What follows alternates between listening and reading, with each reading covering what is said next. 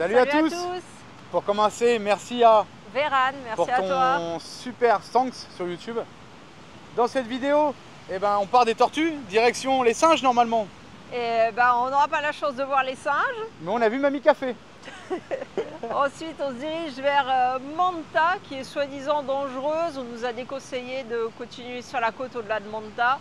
On n'a rien vu qui craignait, mais bon. Après, on s'arrête dans une petite boutique fabrique de chapeaux, encore une fois. Et ensuite, je ne sais plus dans quelle ville on arrive. Comme d'habitude, pas d'électricité, rien. On commence à faire marche arrière et on arrache le câble de qui? Des flics. De la gendarmerie. Donc on vous laisse dans cette vidéo voir tout ça et on vous dit à bientôt. Ciao. Non, après, il y a quand même une piste. Hein. De la route et une piste au milieu des bananiers. Ah ouais, on part vers les 7 cascades. Et aux 7 cascades, il y a une autoroute un petit peu bizarre. On vous laisse deviner. À bientôt, ciao. À bientôt, ciao. Bienvenue sur la chaîne XCG Family, où vous pourrez suivre notre aventure.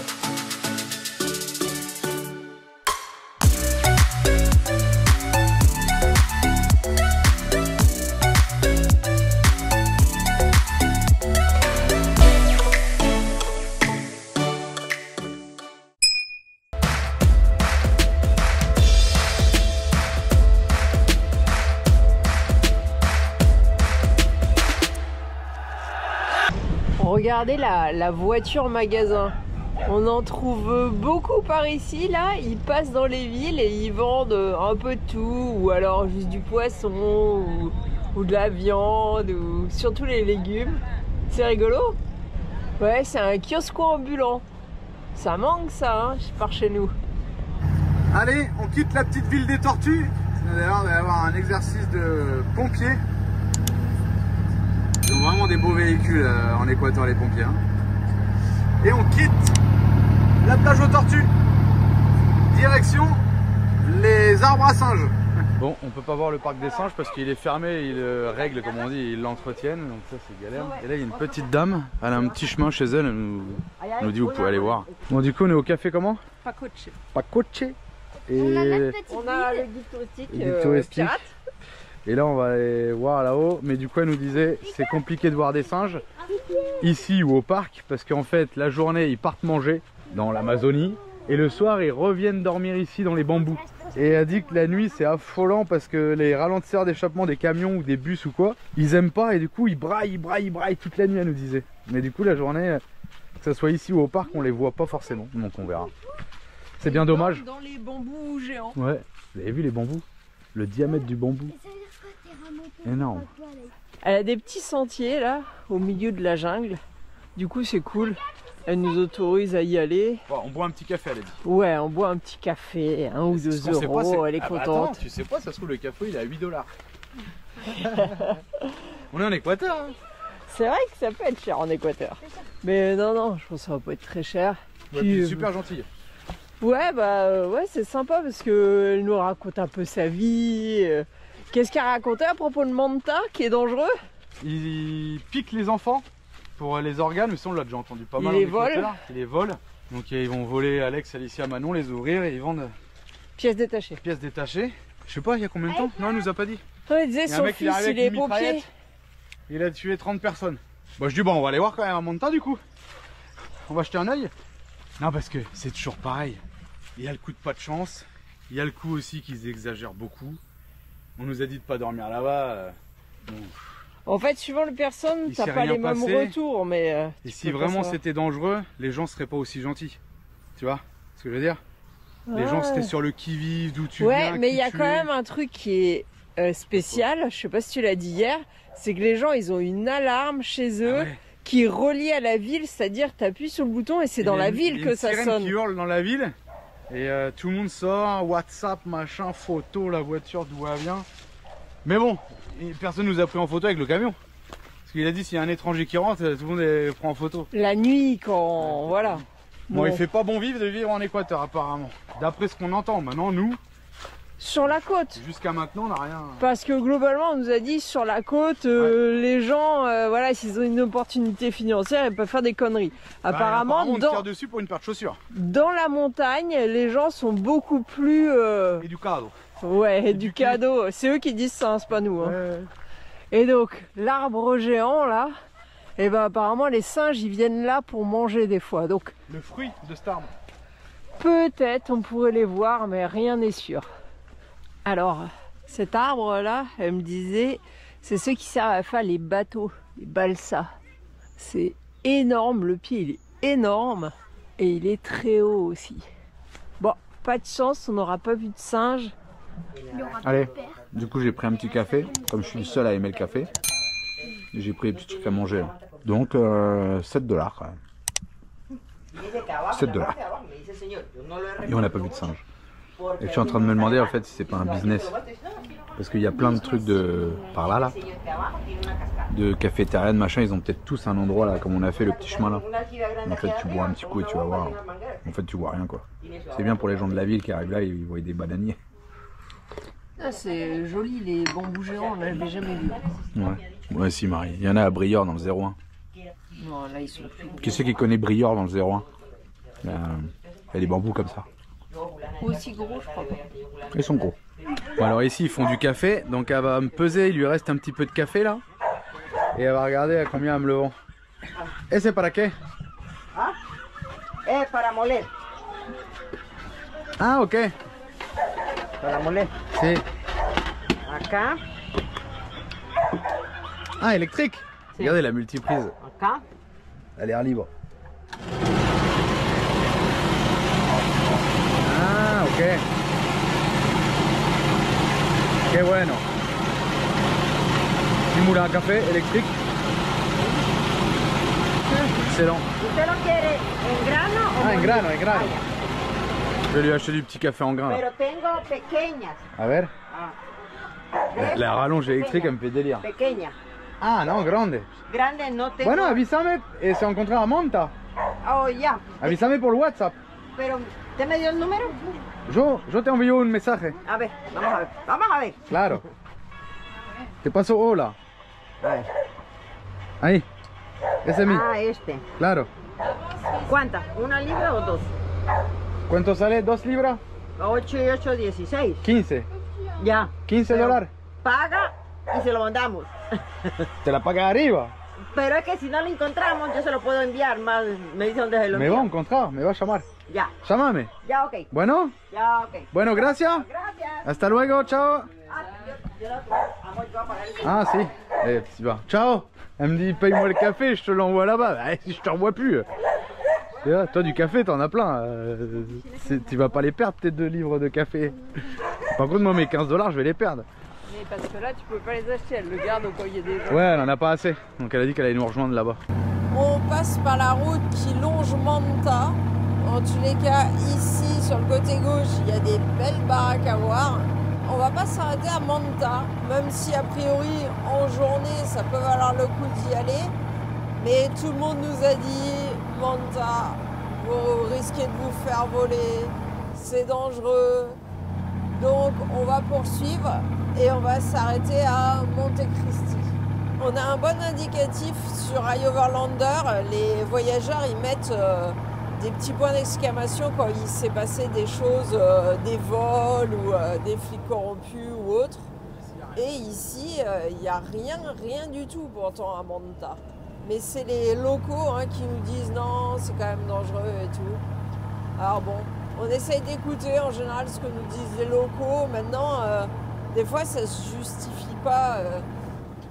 Bon, Julien a fait un petit détour dans Manta pour se faire sa propre idée sur la ville. Honnêtement, jusqu'à maintenant, elle paraît plutôt propre, tranquille. Maintenant, c'est comme tout, on voit pas le risque tant qu'on n'y a pas été confronté aussi, mais il y a des endroits, tu le sens dès le début que voilà, il y a de la pauvreté, que ça craint un peu plus. J'ai pas du tout la même impression que quand on était à Guayaquil, là, dans une rue très commerçante, où les gens dormaient sur le trottoir, où on voyait, c'était moins...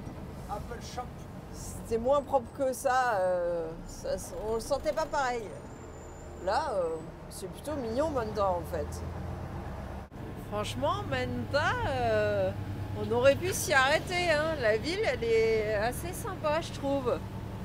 On est peut-être sur l'extérieur de la ville, mais c'est une ville assez aérée, pas plein d'immeubles, pas de baraques trop moches. Non, franchement, c'est joli. C'est sympa le petit quartier là. Résidence privée. Ça fait un peu prison, mais les baraques sont propres.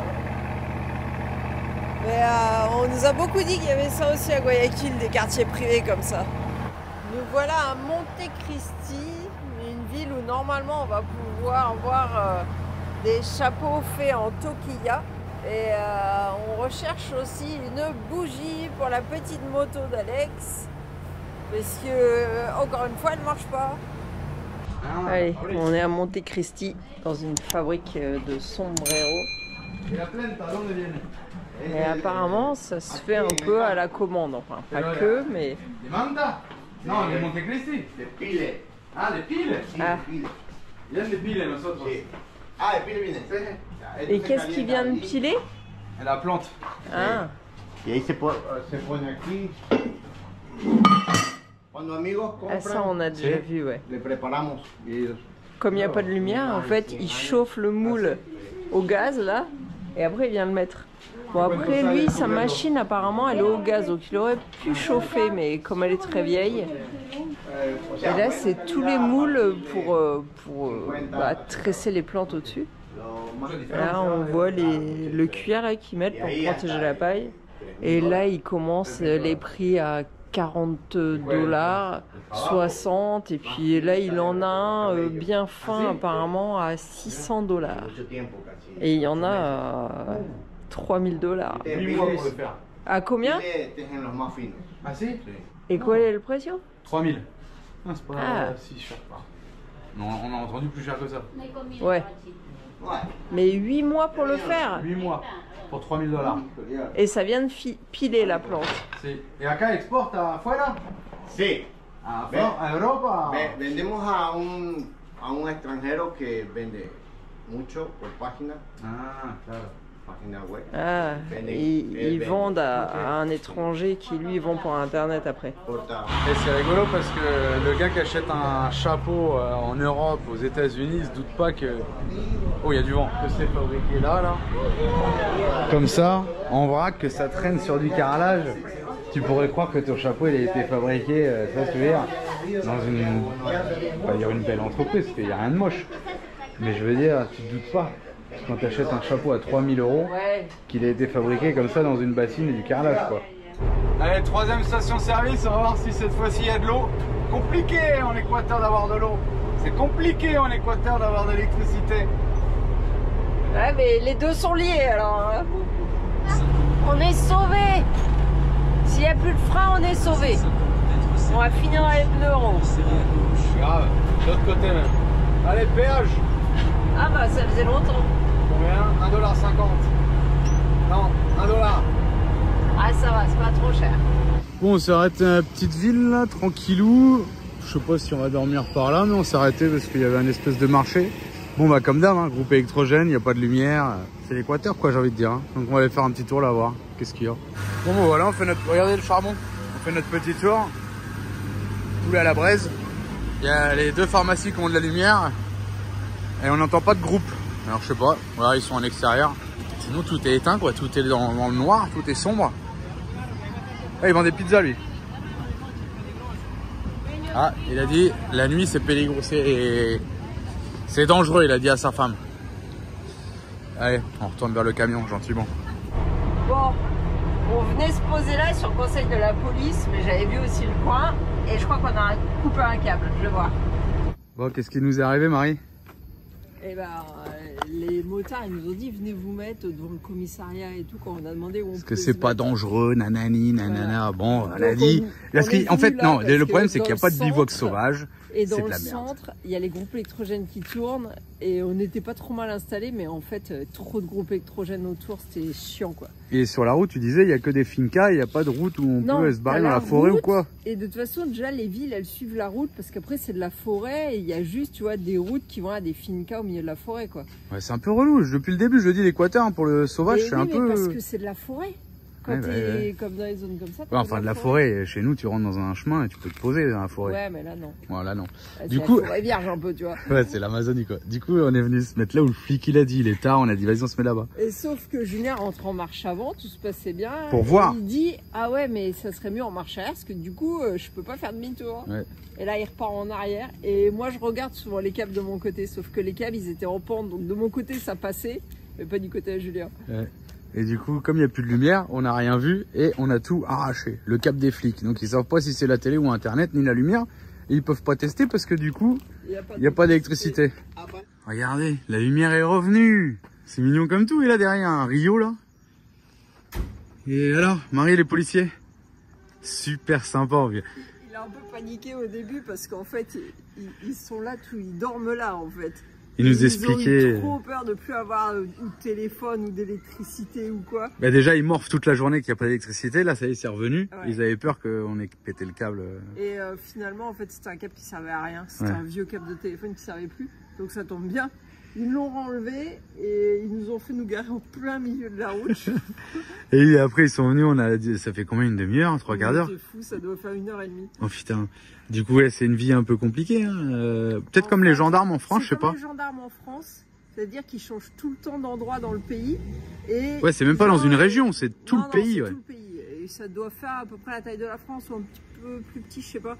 Et au final, ils travaillent 9 jours, ça, 8 ouais, ou 9 jours. 3 jours de repos, mais s'ils habitent à 1000 km à l'autre bout du pays, ben voilà, c'est pareil quoi. Ouais. Mais par contre, ils peuvent prendre leur retraite à 45 ans, ça c'est cool. Ouais. Et ils gagnent entre 700 et 1500 dollars par mois. Mais ça dépend du grade. Ouais. Donc voilà quoi. Ouais, c'est quand même pas une vie drôle quoi. Le seul bon, je dirais, c'est qu'ils ont une retraite jeune. C'est ça, ils disent on prend du fric et après voilà. À 45 ans on arrête. Comme voilà. Certains militaires, gendarmes. Ils n'arrivent pas forcément, ils ont une assurance vie tous. Ah ouais. 50 000 dollars qui est donné à leur famille s'ils meurent quoi. Ouais. Voilà. Tu vaux 50 000 dollars en Équateur. Et il disait que ouais, parce qu'en Équateur c'est super dangereux et demain tu peux mourir d'un tir. Et il dit on n'est pas équipé en fait. Il dit on est. Il nous a fait flipper parce que ah ouais. On passe une ville bientôt. Il a dit bon, t'appelles le 911 et tu leur demandes de te faire une escorte pour traverser cette ville-là et la suivante. On me dit bah c'est bon quoi, on va passer 2 jours. Ah ouais, mais même quand même. Il tire sur les camions d'ananas, il nous disait de bouffe jusqu'à temps que tu t'arrêtes. Jusqu'à ce qu'ils s'arrêtent et après ils volent le camion quoi. Non, il te séquestre, il a dit. Ah oui, il demande de rançon. Ça dépend parce que pour les camions ils volent le camion. Ouais. Et il dit toi ça sera demande de rançon. Et le coût de l'assurance, on a discuté. Tourne-toi, monte ta tête parce que. Ah, faut que je monte ma tête. Voilà. Le coût de l'assurance pour le véhicule. Attends, déjà, est-ce qu'on en a fini avec la police? Non, mais attends, parce que moi j'ai ça. C'est pas grave. Si est-ce qu'on en a fini avec la police? Qu'est-ce qu'ils nous ont dit d'autre? Bon, c'est tout. Ouais, c'est tout, voilà. Et pour l'assurance du véhicule, du coup, on discutait un peu de tout ça là. En fait, même eux, ils n'ont pas d'assurance obligatoire. Alors, souvent, quand tu as une voiture neuve, ils te l'exigent. Pour le vol, tout ça, là, c'est obligatoire.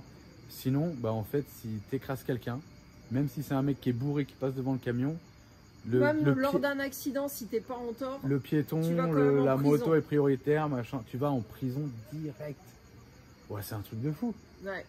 Et si on éclate une portière de bagnole, s'il dit ouais ça vaut 200 $, tu lui files 50 $. Ça j'ai pas trop compris. Ouais, il a dit tu négocies avec lui et au pire si tu vas au garage avec lui, tu demandes le prix au garagiste et tu payes le prix qu'on te dit. C'est à l'amiable. Ouais, c'est ça, tout à l'amiable. Donc il n'y a pas d'assurance obligatoire, mais le coût de... Moi je lui ai dit, si c'est un mec bourré qui traverse devant, il dit non, prison, jusqu'à temps que tu prouves un peu ton innocence, mais comment la prouver? Et du coup je lui ai dit que j'avais des caméras, et l'autre il a dit là c'est cool que tu aies des caméras. Parce que du coup ça peut accélérer le processus quoi. Mais dans tous les cas, pas trop longtemps en prison, quoi. Le conducteur est toujours en tort par rapport à un véhicule plus petit ou par rapport à un piéton. Voilà. Ouais, conclusion. Ça c'est un peu comme en France aussi. Oui, mais s'il y a un bourré qui traverse en France, un accident. Et voilà, là ici non, tu vas en prison direct. Et à toi de prouver après. Je pense pas qu'il y ait de police qui va. Ah oui, et du coup je voulais revenir sur le truc là, il disait demain, il y avait un petit jeune de 23 ans, il a dit demain il peut mourir quoi. Hein. En fait il disait nous on part à 2 dans une voiture alors qu'on pourrait être 5, et sauf qu'en face d'eux ils sont 5, peut-être à 2-3 voitures, et ils ont des fusils à pompe comparé à eux qui ont des petits pistolets, je sais pas ce qu'ils ont. Mais voilà, il dit on manque de matériel. Et il a dit, bah, le petit jeune, il va pas aller à l'affrontement. Le gars qui est presque à la retraite non plus. Donc personne n'y va. Bon, bah, du coup. Bah ouais, donc c'est pour ça que c'est encore pire la délinquance en Équateur, quoi. Mais beaucoup de séquestration, et on nous a encore dit tout à l'heure. Gardez vos enfants à côté de vous parce qu'il y a du trafic. Il y a beaucoup de trafic d'organes. Donc l'Équateur. Pour l'instant, nous, on vous répète ce qu'on nous a dit. On n'a rien vu de tout ça. Mais à chaque fois, nous, on essaie de s'arrêter dans des endroits sûrs. Donc on ouais, c'est pour ça qu'on a été à Guayaquil, c'est pour ça qu'on a été à Manta, oui, c'est pour ça qu'on va passer Quevedo. Non, mais à Guayaquil, on s'est arrêté dans un lieu sûr. Quand on s'est arrêté à côté de Manta, on s'est arrêté dans une petite ville avant. Quand on a passé Manta, c'était 2 jours. On ne s'est pas vraiment arrêté. Clair. Tu vois, on fait pas n'importe quoi. Non, non, c'est clair, on prend nos précautions. Hein. Donc voilà, on vous laisse là-dessus. Julien, lui, c'est le genre de s'arrêter dans la rue qui craint juste parce qu'il a vu un magasin qui lui plaît, quoi. Moi, je m'en tape, hein, on verra rien. Tout à l'heure, c'est le destin. Il y a un gars, il était j'ai mal au bras. Touché à tout et il a carrément été soulevé les bâches des motos. Il me parlait à la fenêtre. Ah ouais, moi j'étais pas au camion là. La caméra derrière, il commençait à zioter les motos et tout. Il revient me parler. Je pense que c'était la curiosité, mais bon. Le gars, voilà, pareil, il pose derrière, il peut voler un truc. Ouais, il va rien te voler, il va pas te voler la moto, mais il peut soulever la bâche. Non, mais si tu restes dans la ville, il peut juste repérer le camion et appeler à d'autres personnes, tu sais pas quoi. Et là, les motos, elles sont super accessibles, hein, parce que là, on est sur les marches. Et là, j'ai la moto qui m'arrive à la poitrine à peu près. Bon, on est parti à un petit kiosco avec Marie, regardez tous les oiseaux sur les câbles électriques. Ils sont pleins de merde, les câbles, ils chient partout. Passer avec le camion, moi je vais t'arracher tout ça, tu vas voir, ils vont tous s'envoler. Bon, en fait, il n'y a pas de kiosco, tout ce que vous voyez, la lumière est revenue, je vous ai dit, tout ce que vous voyez d'allumer, c'est des pharmacies. Pharmacie, pharmacie, pharmacie, pharmacie. Ils doivent tous. La ligne de merde. Alors, il n'y a rien. Pharmacie. Ils doivent tous être malades ici, je comprends pas. Allez, je mets une petite bougie NGK. Et là, c'est reparti. Ah, parce que j'ai quand même tout redémonté encore. Hein.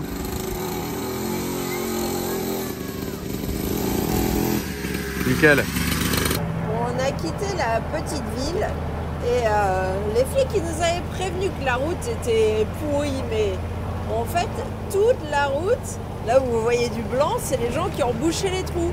C'est que des trous tout du long. Il y a beaucoup d'artisanat qui se fait dans la région, il y a des trucs sympas, mais on n'a pas la place quoi.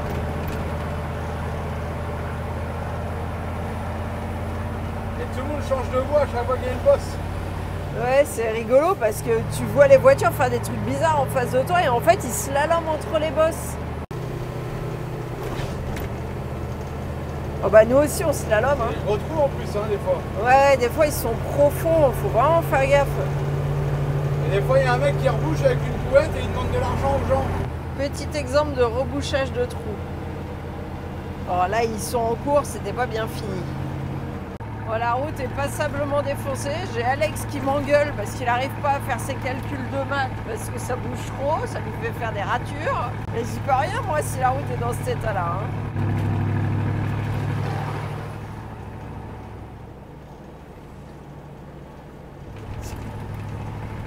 Je sais pas si hier on vous a expliqué ce que le flic nous a dit pour traverser la ville de Quevedo. Apparemment, ils viennent autour des camions et ils tirent des coups de feu en l'air pour que le camion s'arrête pour le voler ou pour retenir les gens. Et il nous a dit de demander une escorte policière pour traverser Quevedo. Je pense que 2 jours, ça devrait le faire. Hein. On va traverser Quevedo sans s'arrêter et puis on se dirige vers un coin touristique, ça s'appelle les 7 Cascades. Ça va à l'école? Comment ça se passe? Tu y arrives avec les boss ou tu n'y arrives pas? Pourquoi tu te caches? Parce que tu es en train de faire une comédie pour les boss? On est à 500 mètres d'altitude, c'est Paris-Dakar. Faut éviter les obstacles. Tout terrain sur route. Julien, il se croit au Pérou, il passe à 3 bagnoles. Normal. J'espère que le porte-moto, il est bien soudé. Regarde lui. Ah bah, on fait des tests de résistance sur les soudures, hein. On est obligé de tester. Hein. Ah bah lui, il veut pas casser sa voiture. Hein. Catastrophe cette route. Il nous avait prévenu la police hein, que la route était pourrie. On leur a dit, vous inquiétez pas, c'est bon, on va sur des pistes. Mais là, on se rapproche pas mal des pistes quand même. Hein. La tôle ondulée, c'est pire. Mais les trous, c'est dangereux parce que si tu le vois au dernier moment, tu peux péter un truc quand même. Ça me fait des hernies dans les Michelin en plus. Julien, non. Mais arrête. Ça rime à quoi ce que tu fais? C'est comme ça, Marie, qu'on roule, non? Non, c'est pas comme ça. Tu vois, il y a une voiture, t'attends. C'est bon, la route, elle fait 10 mètres de large. Ils mettent des petites protections parce qu'ils utilisent l'enrobé, le petit bout qui est à peu près en état, pour sécher leurs graines. Je sais pas des graines de quoi, mais... C'était pas du cacao? Je sais pas. C'est assez rigolo, c'est pas la première fois qu'on voit, mais comme Julien roule très vite, j'ai pas le temps d'allumer la GoPro. La GoPro est peut-être très longue à s'allumer. Aussi. Encore plein de graines à sécher. On se demande si c'est pas peut-être des graines de cacao, sans certitude. Hein. Bon là ils sont mieux équipés, ils ont des cocottes carrément.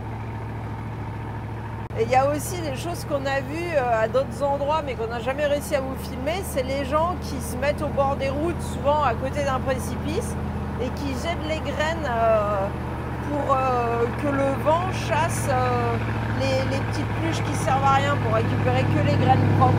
Et en plus, c'est quand même un truc de fou parce que ça peut être du cacao qui est revendu super cher en Europe ou ailleurs. Et on se dit pas que les graines elles ont séché là sur le bord de la route, sur l'enrobé, et que les voitures elles passent là à côté, et qu'il y a un mec qui a crevé et les graines elles sont posées là où le mec a crevé, ou le liquide de refroidissement il a coulé. Enfin, c'est marrant de voir ça quoi. Parce qu'il y a beaucoup de trucs qui partent en exportation et voilà, et ça se peut que ces graines là sont parties en Europe quoi.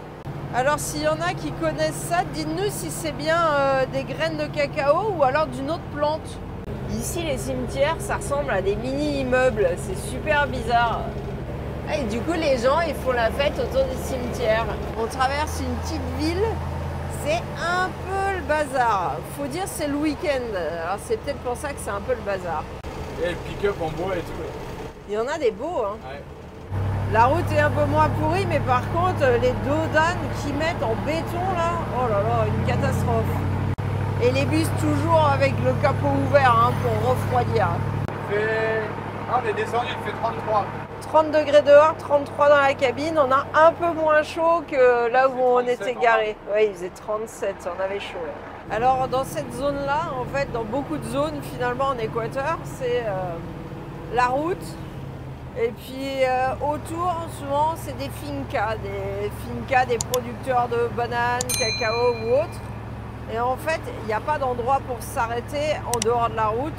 Même pour faire une pause de midi, en fait, la seule solution, c'est de se garer au bord de la route. C'est bof parce que le camion est gros, quoi, et puis la route n'est pas forcément si large que ça. Du coup, des fois, c'est compliqué. Il faut faire pas mal de kilomètres avant de rencontrer un endroit potentiel où on ne gênerait pas. Et ça, on l'a remarqué qu'en Équateur pour l'instant. Hein. En Équateur, c'est très frappant parce que... ouais, il manque un bout de route là. Parce que en fait, c'est à moitié des petites montagnes. Et du coup, souvent, les villes, elles sont vraiment collées le long de la route et il n'y a rien derrière. C'est des pentes de montagne, quoi. J'ai vu qu'un peu plus loin, enfin, je sais pas, peut-être un peu beaucoup loin quand même, il y a une station-service. Je pense que ça sera la meilleure chose qu'on trouvera pour s'écarter de la route. Donc voilà, ça sera pas station-service. Ça se voit sur Overlander parce que, regardez, nous on est le petit point bleu, là c'est la station-service. Et toute la route qu'on a fait avant, et ben nous on a dormi là. On voyait juste après là où on a dormi, il y avait un point. Et depuis qu'on est parti, rien du tout. On a fait 80 km je dirais. Petit coin où les enfants se baignent en fait, il n'y a pas grand chose. Hein.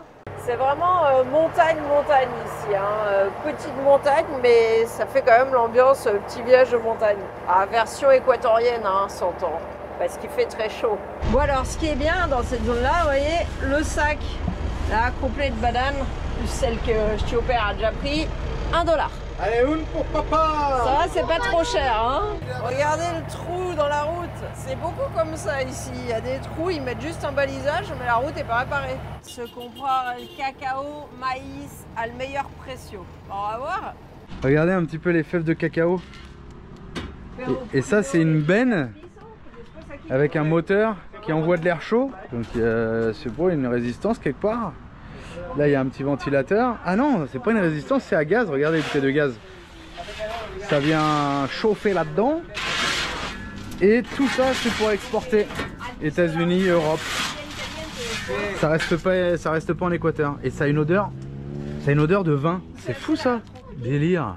Et du coup, ils nous ont dit de pas traverser Quevedo après 6 h du soir. Parce que du coup, effectivement, c'est dangereux aussi, ils disent la même chose. Donc c'est soit tu dors là, soit tu traces après. Donc on va manger là, ils nous ont autorisé à manger là. Et ensuite on part direction Quevedo et on traverse, on s'arrête pas, ils nous ont dit. On verra. Tout ça, ça part en Europe. El kilo, cuánto sale? Por ejemplo, crudo, $3,20. 3 $ le kilo. Así como está aquí, $300, $3 la libra. $6 el kilo. Ça c'est 6 $ le double du coup quand il C'est est... 900 grammes du coup. Parce Ouais. que c'est 2 livres. Et ça vous achetez ça en Europe, aux États-Unis, je sais pas combien, c'est de l'or ça en Europe je crois. Ça, la transformation, ils la font pas là. Parce qu'il a dit, nous, on sait pas faire. Mais il y a des zones en Équateur où ils transforment en cacao. Mais eux, ils savent Eux ils pas exportent la graine quoi, ça là. faire. Ouais. Et là, il est en train d'acheter du cacao frais à 1,60, j'ai entendu dire. Il a regardé à quoi elle ressemblait. Et il a dit, je la prends à 1,60. Ok. Donc c'est peut-être 1,60 la livre. Eux, ils font ça. Et derrière, ça va être 3 la livre. Donc lui, il gagne un 40. Ouais. Pour son travail Et putain, sur chaque et livre. gaspille des bouteilles de gaz. Hein. Par contre, du coup, s'ils exportaient l'autre, peut-être qu'ils pourriraient. Je pense que tu peux pas l'exporter frais parce que tu sais, il y a une espèce de pulpe blanche autour des grains. Ouais. Il m'a dit essaye. Como chocolate, pero chocolate es como agrio. Ça n'a pas le goût de chocolat. No hay gusto de chocolate. Necesita otro proceso todavía. Claro. Le falta Ah, secar la un fin, poco tu peux. más y ahí como se llama lo muele. Ahí le sale el chocolate. Ah, à la fin, t'as le petit goût à la fin. Vraiment à la fin quand t'as tout. On s'est décalé à la station-service pour faire le plein d'eau et là, faut qu'on reparte rapido pour traverser la ville qui craint avant la nuit. Il faut traverser avant 18 h. Si c'est pas avant, c'est pas la peine. On a eu des appels de phare. On filme au cas où. On sait jamais, on approche de la zone qui craint. C'est un contrôle de police a priori. Il s'intéresse à l'autre côté. Il s'est peut-être passé quelque chose dans la ville qui craint. Arrêtez la moto derrière nous. Ah bah non, ils arrêtent dans les deux sens alors. On est presque arrivé à Quevedo et de nouveau un contrôle de police. Après, comme c'est jour férié, c'est peut-être l'alcool qu'ils cherchent, je sais pas. Ouais, ils emmerdent pas les touristes. Hein. Oh, derrière, arrêtez. Eh mais c'était pas un touriste. Bon bah ça y est, il est 17 h et on rentre dans Quevedo. Quevedo qui est peut-être finalement la ville la plus dangereuse d'Équateur avant Guayaquil, parce que vu le retour qu'on a, c'est vrai que ça n'a pas l'air hyper cool Quevedo. Bon, le tout c'est qu'on la passe avant la nuit si j'ai bien compris. Hein. C'est pour ça qu'on nous fixe 18 h parce que vers 5h45 il commence à faire sombre. Le copain qui fait les voitures blindées de chez YCF, il nous a dit traverse le plus vite possible Quevedo. Alors c'est parti. Bon bah contrairement à ses habitudes, Julien va pas s'arrêter à toutes les boutiques qu'il voit. Ah on sait pas hein. Nous voilà en plein centre de Quevedo. Comme ça, ça n'a pas l'air plus craignos qu'une autre ville, mais bon, il y a du monde, oui, mais c'est normal, on est en pleine heure de sortie de bureau, je pense. Il n'y a pas de bureau, c'est férié. Ah oui, c'est jour férié. Bon, ben on est à la pleine heure où les gens sortent pour profiter le soir quand même. Allez, on espère qu'on va passer cette traversée de ville sans problème. Et j'espère qu'on va pouvoir aller se poser là où j'avais prévu aux cascades. La banana, la banana, la banana. Bon, on arrive du côté de la cascade qu'on voudrait visiter. Ouais, c'était pas très costaud le pont là. Et on est au milieu des champs de bananes pour y accéder. Mais ça fait presque 10 km qu'on traverse que des champs de bananes. Je savais pas qu'il fallait autant protéger les plants de bananes, mais tous ceux qui sont sur l'extérieur, ils ont un espèce de tuteur là pour pas se casser la figure. C'est peut-être un peu fragile quand il y a le poids des bananes, je sais pas. Et il y a les bananes, on les sacs toujours. Hein. Ouais, j'ai réfléchi à pourquoi ils mettraient un sac autour des bananes. Ouais, je pense que c'est pour les bestioles, pour éviter qu'il y ait des mouches qui aillent pondre dedans ou je sais pas quoi. Parce que dans tous les champs, il y a des sacs en plastique autour des bananes. Et des espèces de petites assiettes pour écarter le sac pour pas que ça plaque les bananes. À droite, là, c'est la centrale hydroélectrique. Et vous savez qu'en ce moment en Équateur, eh ben, il n'y a pas d'électricité, enfin il y a beaucoup de coupures parce qu'il n'y a pas assez d'eau et les centrales, elles ne tournent pas du coup. Ah bah ouais, effectivement, il n'y a pas beaucoup d'eau. Pour faire tourner une centrale hydroélectrique, ça me paraît un peu juste. Hein.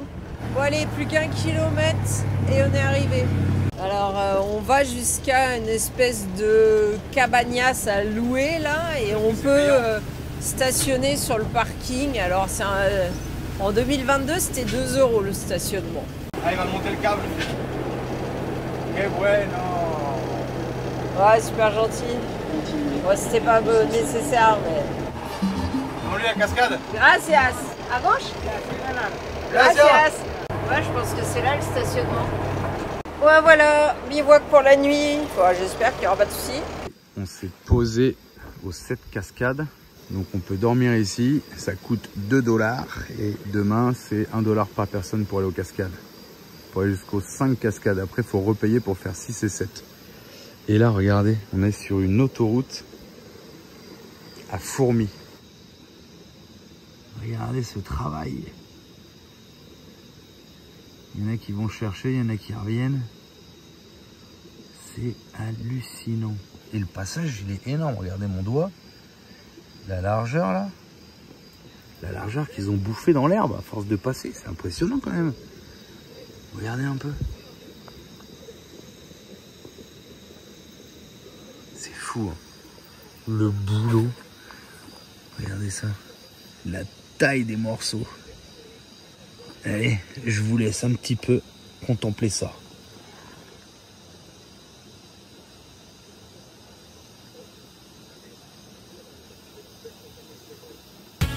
En attendant la prochaine vidéo, vous pouvez aussi nous suivre sur Instagram et Facebook.